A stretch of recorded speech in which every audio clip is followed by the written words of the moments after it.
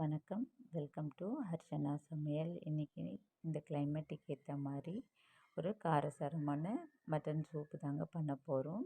எலும்பு வச்சு பண்ண போகிறோம். வாங்க அதை எப்படி செய்கிறதுன்னு பார்க்கலாம். 1/4 கிலோ மட்டனை நான் கழுவி வச்சுருக்கேன். ஒரு வெங்காயம், ஒரு தக்காளி, கொஞ்சமாக சீரகம், மிளகு தேவையான அளவு, 1 டீஸ்பூன் தனியா எடுத்து வச்சுருக்கேன். ஒரு குக்கரில் கொஞ்சமாக நல்லெண்ணெய் விட்டு எடுத்து வச்சுருக்க பொருளெல்லாம் நம்ம சேர்த்து வதக்கிக்கலாம்.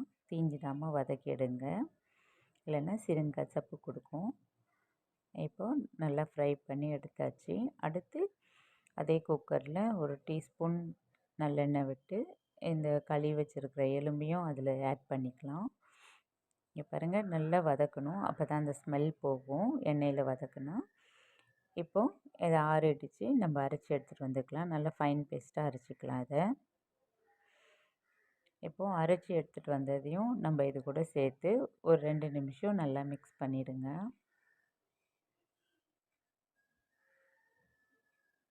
இதை மிக்ஸ் பண்ணதுக்கப்புறம் இப்போ உப்பு தேவையான அளவு, 1/4 டீஸ்பூன் மஞ்சள்தூள், இதையும் சேர்த்து நல்லா வதக்கிக்கலாம். இப்போது தேவையான அளவு தண்ணி விட்டு நல்லா தாராளமாக தண்ணி விட்டுக்கோங்க. ஒரு கைப்பிடி அளவு புதினாவும் கொத்தமல்லியும் சேர்த்து நம்ம 6 விசில் வரணுங்க. அது வரைக்கும் வேக வைக்கணும். அப்போ தான் இந்த போனெல்லாம் நல்லா வெந்து வரும். சூப் குடிக்கும் போது அது ஒரு டேஸ்டியாக இருக்கும்.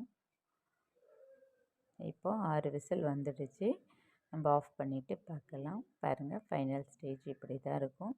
இந்த ஸ்டேஜில் நீங்கள் உப்பு பார்த்து பத்தலைன்னா போட்டுக்கோங்க, இல்லைன்னா பெப்பர் கூட நீங்கள் தூவிக்கலாம். பாருங்கள், இந்த மழை காலத்துக்கு ஏற்ற உணவு இது. ஆரோக்கியமான உணவை சாப்பிடுங்க. வாழ்க வளமுடன்.